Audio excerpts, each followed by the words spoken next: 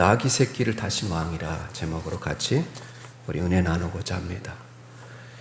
여러분, 러시아의 소설가이고 시인이고 사상가인 톨스토이는 그의 단편 소설 세 가지 중요한 질문에서 이런 세 가지 질문을 묻습니다. 이 세상에서 가장 중요한 시간은 언제입니까? 바로 지금입니다. 이렇게 대답합니다. 이 세상에서 가장 필요한 사람은 누구입니까? 내가 지금 만나고 있는 사람입니다. 그러면 이 세상에서 가장 중요한 일은 무엇일까요? 묻습니다. 바로 내 옆에 있는 사람에게 선을 행하는 일입니다. 이렇게 대답합니다.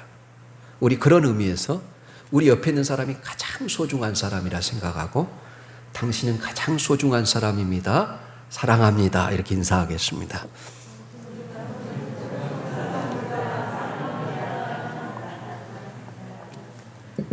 톨스토이 이야기를 계속하겠습니다. 톨스토이가 군에 입대해서 여러분 코카서스 전투와 또 크림반도의 전쟁에 참여함으로 24살에 그는 생과 사를 날마다 오고 갔습니다.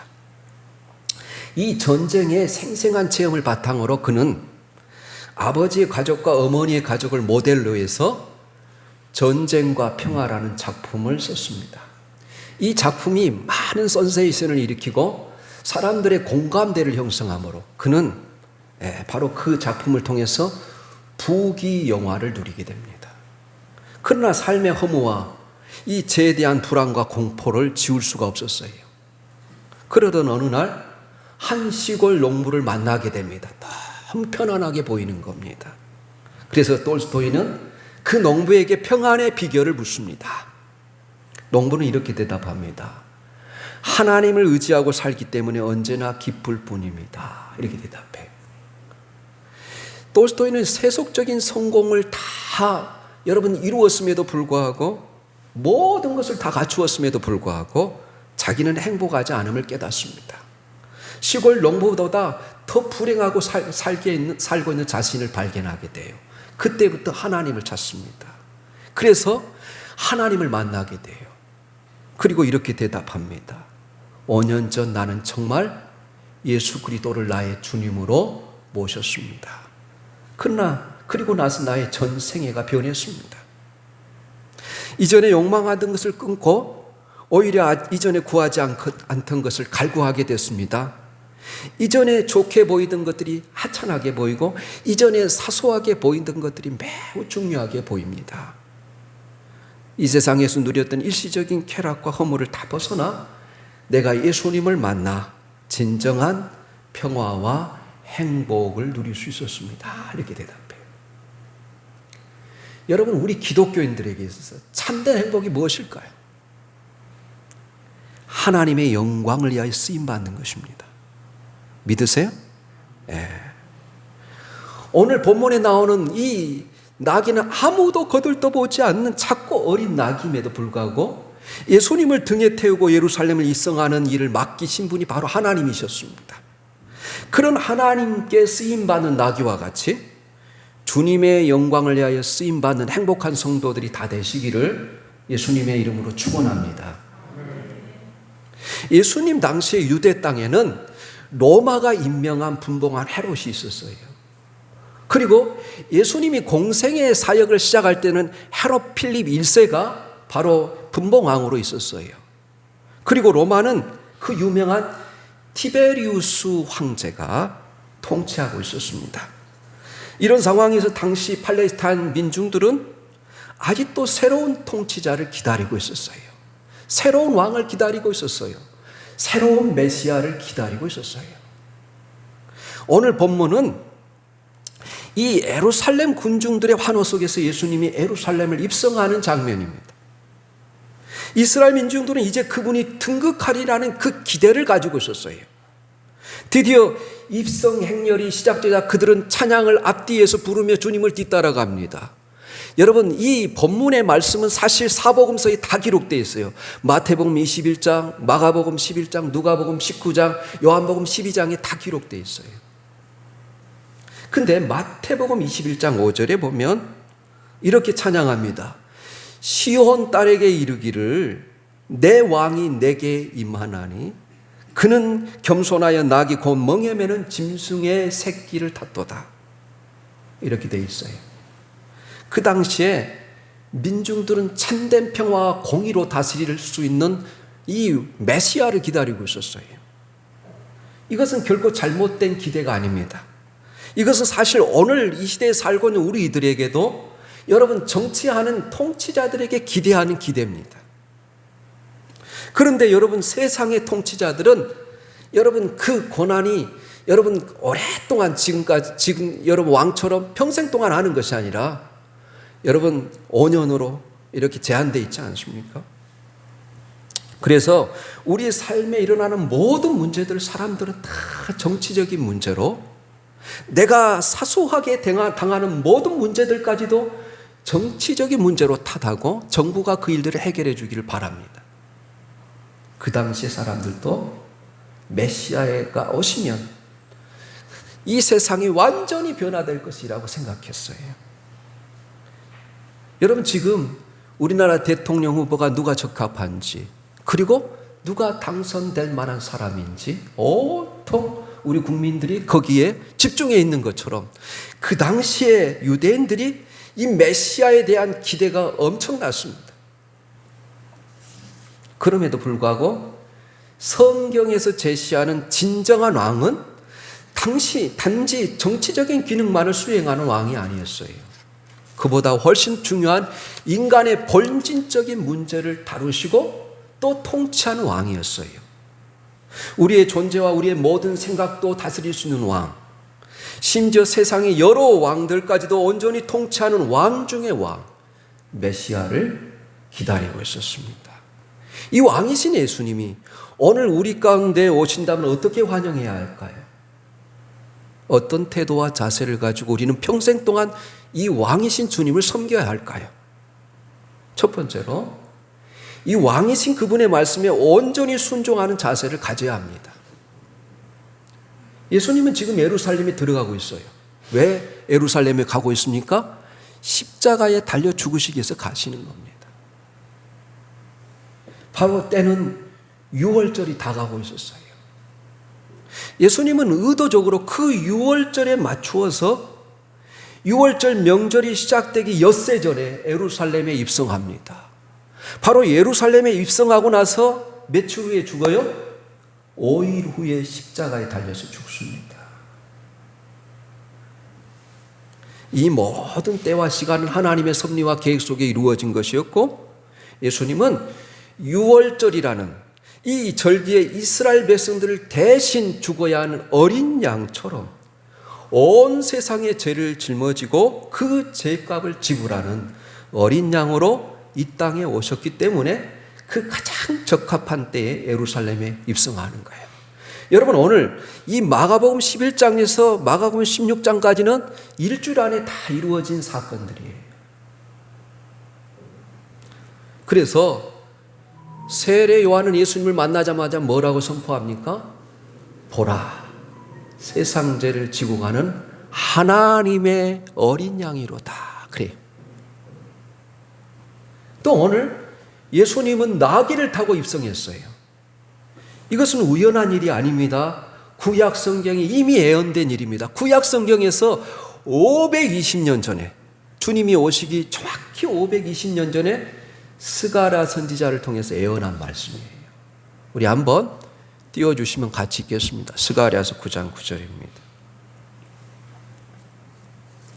우리 같이 읽습니다. 시작. 시온에 따라 크게 기뻐할지어다. 예루살렘에 따라 즐거이 부를지어다. 보라, 내 왕이 내게 임하나니 그는 공의로우며 구원을 베풀며 겸손하여 나귀를 타나니 나귀의 작은 곧 나귀 새끼니라. 여러분 이 하나만을 보아도 우리는 성경의 정확성에 충격을 받지 않을 수 없습니다. 어떻게 520년 전에 예언된 스가랴 선지자를 통해서 예언한 이 말씀이 정확히 이루어지는지 보고 놀랍습니다. 또 하나 오늘 이 본문의 사건은 예수님이 애고한 사건인데 이 사건이 그대로 이루어져요. 그래서 또한 놀랍습니다. 하나님의 말씀은 반드시 이루어진다는 거예요. 주님께서 그분이 타시할 이 나귀가 어디 있는지를 정확히 알고 있습니다. 오늘 2절에 보면 두 제자들을 보내시면서 이르시되 너희는 맞은편 마을로 가라. 그리로 들어가면 곧 아직 아무도 타보지 않은 나귀 새끼가 매어 있는 것을 보리니 풀어 끌고 오라. 그렇게 말해요. 가서 풀어 끌고 오라는 것입니다. 여러분, 이것이 참 무모한 일입니다. 게다가 누가 뭐라 하든 주가 쓰시겠다라. 이상 아무 설명도 없어요. 3절에 만일 누가 너에게 왜 이렇게 하느냐 묻거든 주가 쓰시겠다라. 그리하면 즉시 이리로 보내리라. 그렇게 말해요. 여러분, 세상에 이런 법이 어디 있습니까? 어찌 이런 일이 일어날 수 있습니까? 예수님답지 못합니다. 주인의 의사를 묻지 않습니다. 선택의 기회도 주지 않습니다. 가져오라. 이것으로 딱 끝이에요. 여기서 우리가 자세히 보면 이 나귀 새끼와 나귀 새끼가 매여 있었는데 다른 복음서에 의하면 이 나귀 새끼의 주인이 누구인지 성경에 기록되어 있지 않아요. 그 당시에는 왜 나귀 새끼를 가져오라는지 왜 달라는지 전혀 주인은 몰랐습니다만 여러분, 초대교회가 세워지고 난 다음에 전설에 의하면 이렇게 되어 있습니다. 그리고 지나고 나서 이제 생각해 보니 너무나도 고맙지 않습니까? 훗날 이 사람은 나귀를 극진하게 모셨다고 합니다. 오늘 이 나귀는 아무도 그동안 한 사람도 타보지 않은 나귀였고 예수님이 처음 탄 나귀였어요. 예수님을 태웠던 나귀였기 때문에 그 이후로 아무도 태우지 아니하고 그 나귀를 아주 소중하게 여겼다고 합니다. 얼마나 다양한 일이겠습니까? 여기에 여러분 행복의 극치가 있는 거예요. 가장 큰 행복이란 우리가 쓰임받는 데 있는 것입니다. 여러분, 세상에 보면 얼마나 똑똑한 사람이 많은지요. 얼마나 여러분 서울대를 나오고 여러분 연고대를 나오고 그런데도 불구하고 쓰임받지 못하는 사람들이 얼마나 많은지 몰라요. 아무리 귀한 것이라도 쓰임받지 못하면 무용지물인 거예요. 오늘 주님께 끌려온 나귀는 오늘 모든 그리스도인의 입에 오르는 나귀가 되었습니다. 그 나귀가 주님을 태우는 일을 하지 않았더라면 한낱 짐을 운송하는 나귀로서의 생을 마쳤을 것입니다. 나귀 자체는 큰 가치가 없지만 주님을 위해 쓰여졌다는 것 때문에 가치가 있는 거예요. 여러분, 나처럼 보잘것없는 우리를 부르시고 우리가 주님 앞에 쓰임 받는다면 얼마나 보람 있고 행복한 일이겠습니까? 오늘 여러분 3절이 매우 중요해요. 3절 여러분 보면 주가 쓰시겠다라 그래요. 주님이 자기 자신을 가리켜서 최초로 뭐라고 그래요? 주가 쓰시겠다라 그래요. 그리하면 즉시 보내리라. 근데 이 주가 누구냐? 다윗을 통해서 애언했던 다윗의 씨. 여러분 사무엘하 7장에 보면 다윗의 아들이 견고히 왕위를 세울 것인데 그 나라는 영원한 나라다 그래요. 바로 그 주님이 자기 자신을 가리켜서 다윗이 애언했던 그 주라 그러는 거예요 지금. 예. 여러분 한번 우리 한 장 넘기셔서 12장 여러분 35절 37절 읽어보겠습니다. 주님의 유머예요. 12장 35절 36절 37절이에요. 우리 같이 읽겠습니다. 시작. 예수께서 성전에서 가르치실새 대답하여 이르시되 어찌하여 서기관들이 그리스도를 다윗의 자손이라 하느냐? 다윗이 성령에 감동되어 친히 말하되 주께서 내 주께 이르시되 내가 내 원수를 내 발 아래 둘 때까지 내 우편에 앉았으리라 하셨도다 하였느니라. 다윗이 그리스도를 주라 하였은즉 어찌 그의 자손이 되겠느냐 하시니 많은 사람들이 즐겁게 듣더라. 예. 다윗에게 애언했던 그 주라는 거예요. 예, 유머입니다. 어떻게 그 자손이 되겠느냐? 다윗이 그렇게 찬양했던 그 주가 어떻게 다윗이 자손이 되겠느냐? 그렇게 말합니다.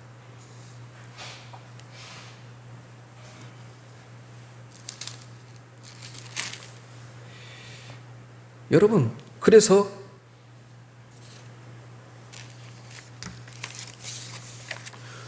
이 우리가요 하나님 앞에 쓰임 받고 있다는 거, 어디에서 내가 필요한 존재로 쓰임 받고 있다는 거, 이 일 저 일에 내가 부름을 받고 있다는 거, 아직도 쓰임 받고 앞으로도 쓰임 받고 있다는 거, 나는 그 자체로 행복한 것입니다.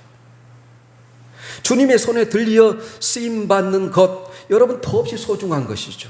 내가 드린 물질이 하늘을 위해서 쓰여지고 내 작은 은사와 지식이 하나님의 영광을 위하여 쓰여지고 내 병든 모림이라도 주님의 손에 아직도 붙잡힌 바 되어 쓰임 받고 있다는 것이 얼마나 귀한 것입니까? 이 주님의 손에, 주님의 큰 구원의 경륜 속에 내가 아직도 쓰임 받고 있다는 것이 큰 행복이라는 사실을 믿으시기를 예수님의 이름으로 축복합니다. 하나님의 영광을 위하여 주님의 뜻하는 일에 내가 쓰임받고 있다는 것, 이보다 더 굉장한 일은 없다는 거예요. 우리가 주님을 어떤 자세로 맞이해야 할까요? 주께서 쓰시겠다, 그 뒤에 아무 말이 없어요. 아무 설명이 없어요. 왜냐라는 물음이 없어요. 왜라고 질문하지 말라는 거예요. 주가 쓰시겠다 하면 여러분 아무 말 없이 순종해야 된다는 거예요. 묻지 말고 순종하라는 거예요. 하물며 주님께서 쓰시겠다 하는데 더욱 묻지 말아야 하지 않습니까? 우리 자녀들이 이거 해라 저거 해라 그러면 부모님들의 말에 왜 나예요? 왜요? 왜 제가 가야 돼요? 그러면 안 돼요. 부모님의 말이라면 100% 순종해야 돼요. 그렇다면 주님께서 쓰시겠다 하면 더더욱 순종해야 된다는 거예요. 여기에 아무 군소리가 필요 없습니다. 주님께 쓰시겠다 하면 기꺼이 내어드리겠습니다. 이것이 순종이라는 거예요. 믿습니까? 이거 진짜 순종이에요. 우리 주님이요, 왜 하나님의 일들을, 이 구원의 사역을 온전히 이루었습니까? 아버지 하나님의 명령에 100% 순종했기 때문에 그래요. 성경의 표현에 의하면 예수님은 한 번도 아버지 하나님이 명령한 것에 아니어하지 않았다는 거예요. 그것이 여러분 고린도후서 1장 19절 20절 말씀이에요. 우리 한번 다시 찾아서 읽어보겠습니다.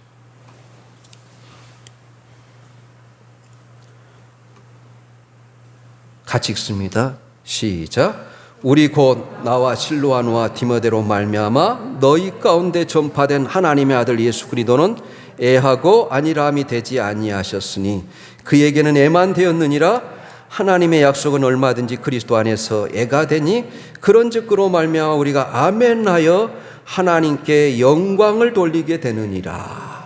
이 말씀이 무슨 말씀이냐면 구약의 모든 예언의 말씀, 메시아에 대한 예언의 말씀을 주님이 100% 순종함으로 십자가에 죽으시면서 뭐라고 그래요? 다 이루었다 그래요. 자기에 관하여서 구원에 대한 모든 말씀을 다 이루었다고 마지막 숨을 거두십니다. 그래서 우리가 주님이 다 이루었다는 사실을 믿고 아멘하고 주님의 의와 주님의 그 공의를 받아들이면 우리가 여러분 하나님께서 우리에게 열어주신 그 구원의 놀라운 축복을 다 100% 누리게 된다는 거예요.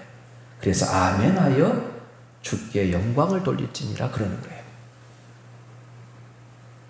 여러분 오늘 제자들은 낙의 주인으로부터 항의를 받을 수 있었음에도 불구하고 주님께서 온 세상의 주인이심을 믿고 상식에 벗어난 것 같은 명령에도 순종했어요. 또 제자들이 나귀를 풀어 끌고 가려 할 때 나귀 주인은 주님이 쓰시겠다는 말을 듣고 오늘 성경에 하면 즉시 주저함 없이 나귀를 내주었습니다. 우리도 주님의 뜻을 위해서 산다고 공언한다면 주님께서 필요하시다고 할 때 우리의 가진 것을 서슴없이 내어드릴 수 있어야 된다는 거예요. 오늘 제자들이 주님께서 쓰시겠다 하니 아무 말 없이 그 주인이 모든 그 나귀를 내어드린 것과 같이 우리는 이 모습에서 순종이 무엇인지를 배우게 됩니다. 여러분에게 주어진 시간, 돈과 물질도 재능과 생명까지도 주께서 쓰시겠다 하면 기꺼이 순종하여 드림으로 하나님께 온전히 영광을 올려드릴 수 있기를 예수님의 이름으로 권면합니다. 이것이 순종이라는 거예요.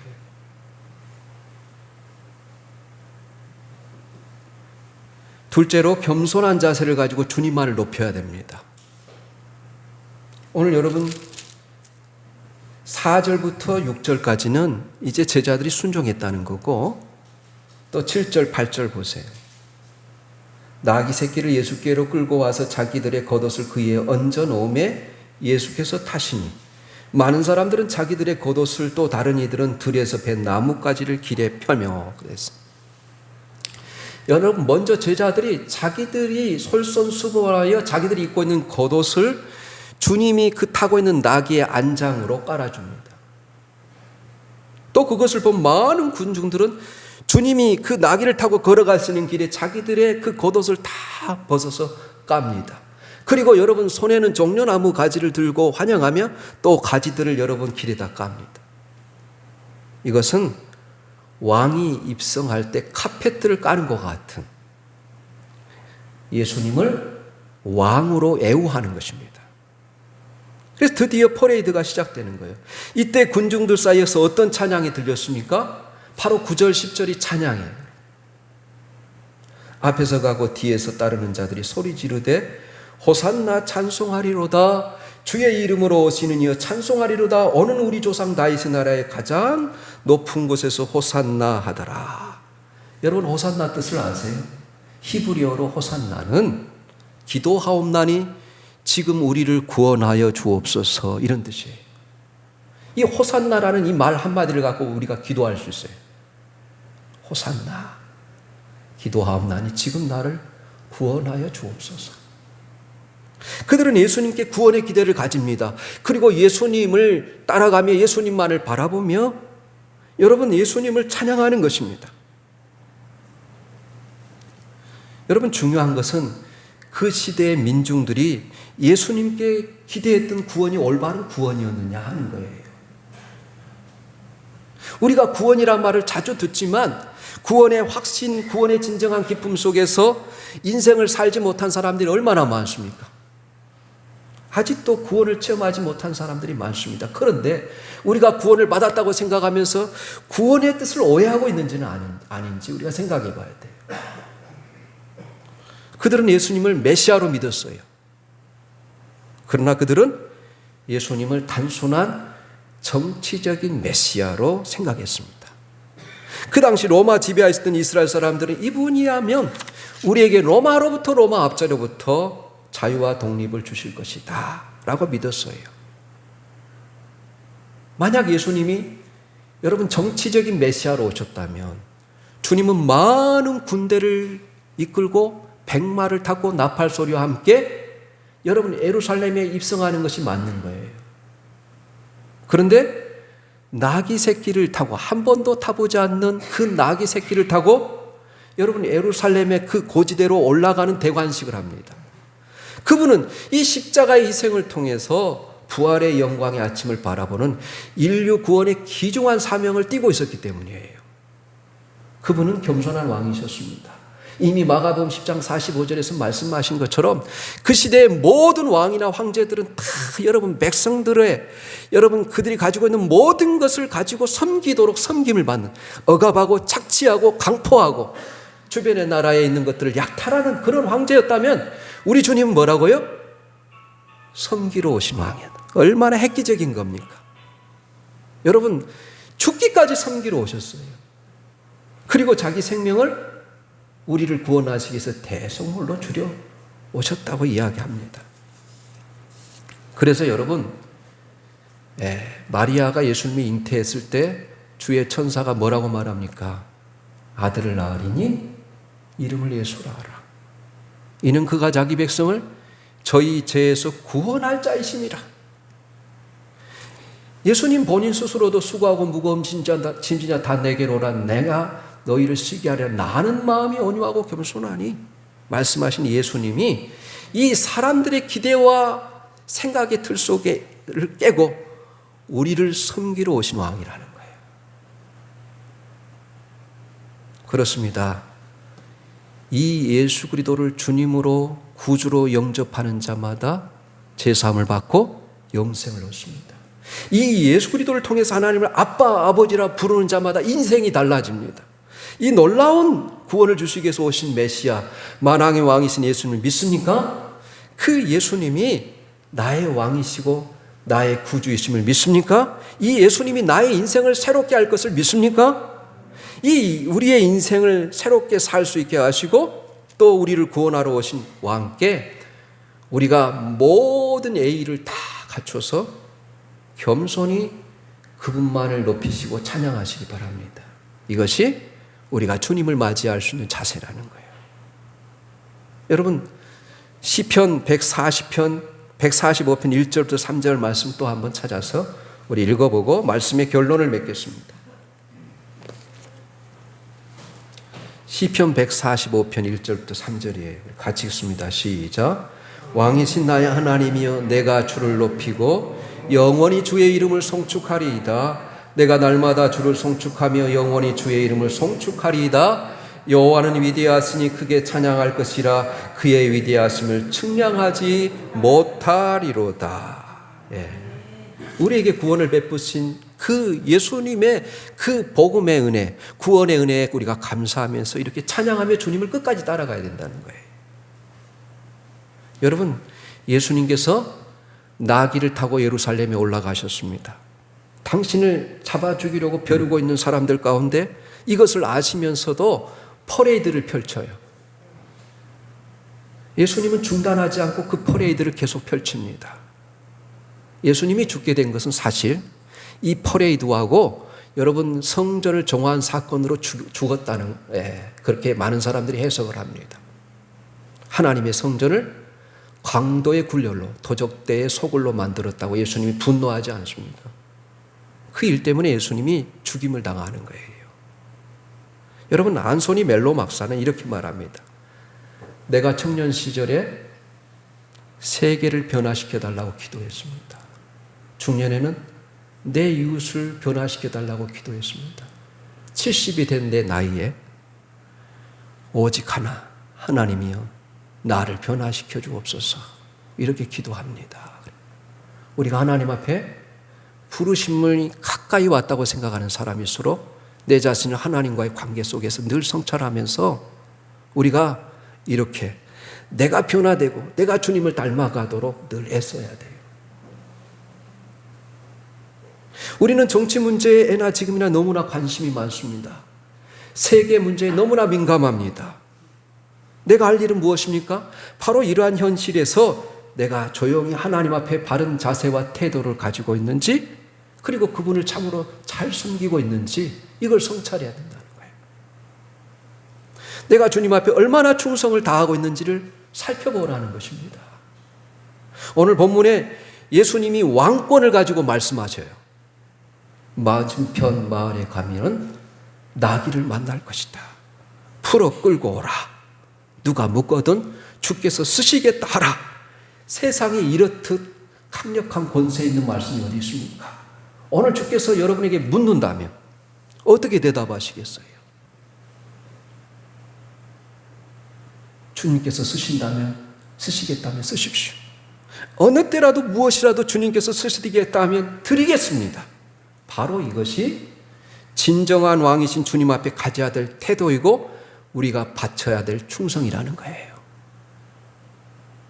우리를 부르시고 내가 너를 지명하여 불렀나니 너는 내 것이라 말씀하신 이 하나님께 오늘 본문의 나귀처럼 쓰임받는 행복한 성도들이 다 되시기를 예수님의 이름으로 축원합니다. 기도하겠습니다. 하나님, 이 땅의 평화를 가져오신 겸손과 섬김의 왕 예수 그리스도를 기억합니다.